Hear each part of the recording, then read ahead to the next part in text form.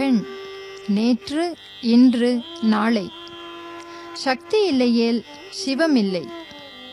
எங்கும் எதிலும் எப்போதும் இயங்கும் சக்தியை பெண்ணாக, அன்னையாக, இறைவியாக வழிபடுவது நமது மரபு.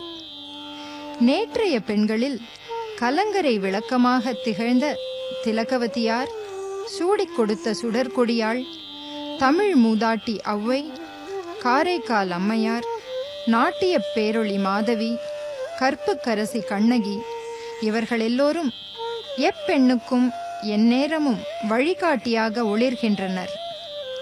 அப்படியிருக்க அண்மை காலத்தில் பெண்ணுக்கு நடந்தது என்ன? கல்வி மறுக்கப்பட்டது. மரப்பாவை வைத்து விளையாடிய சிறுமி மணமகள் ஆனாள். வரதட்சிணை கொடுமை, உடன்கட்டை ஏறுதல் என பல பல கொடுமைகள். மாற்றமும் நெருங்கி வந்தது. பெண் தன் உரிமைகளையும் சமத்துவத்தையும் தானே போராடி பெறத் தொடங்கினாள். தடைகளை எல்லாம் உடைத்துக்கொண்டு பாரதி கண்ட புதுமை பெண்ணாக புது அவதாரம் எடுத்தாள்.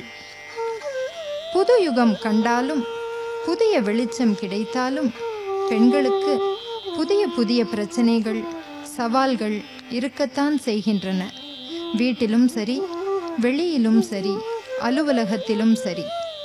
இந்த பிரச்சனை அவளுடையது மட்டுமல்ல, அவள் பெற்ற செல்வத்தின் பிரச்சனையும் என்பதை நகைச்சுவையோடு கூறுகிறது அவசர தாலாட்டு என்ற கவிஞர் வைரமுத்துவின் பாடல். அன்று முதல் இன்று வரை எத்தனையோ அக்னி பரீட்சைகள்.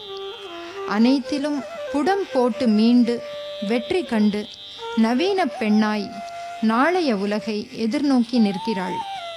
அவள் தனக்குள்ளும் போராடி வெளியிலும் போராடி எதற்கும் தன்னை ஆயத்தப்படுத்திக் கொள்வாள், வெற்றி காண்பாள். முன் சென்ற பெண்களின் அனுபவக் குன்றின் மேல் நின்று தொலைநோக்குடன் தொடுவானத்தை தொட வெற்றி நடை போடுபவளே நாளைய பெண்.